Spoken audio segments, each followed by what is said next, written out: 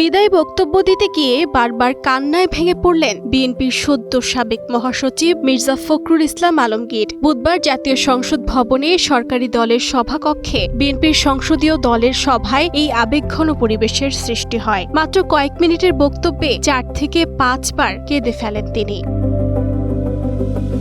জানা যায়, এই সভায় চিফ হুইপের পর বক্তব্য দিতে দাঁড়ান মির্জা ফখরুল ইসলাম আলমগীর। বক্তব্যের শুরুতেই আবেগ আপ্লুত হয়ে কান্নায় ভেঙে পড়েন তিনি। এ সময় স্মরণ করেন বিএনপির প্রয়াত চেয়ারপারসন বেগম খালেদা জিয়াকে। শ্রদ্ধার সঙ্গে স্মরণ করেন বিএনপির প্রতিষ্ঠাতা ও সাবেক রাষ্ট্রপতি জিয়াউর রহমানকে। কৃতজ্ঞতা জানান দলের চেয়ারম্যান ও প্রধানমন্ত্রী তারেক রহমানের প্রতিও।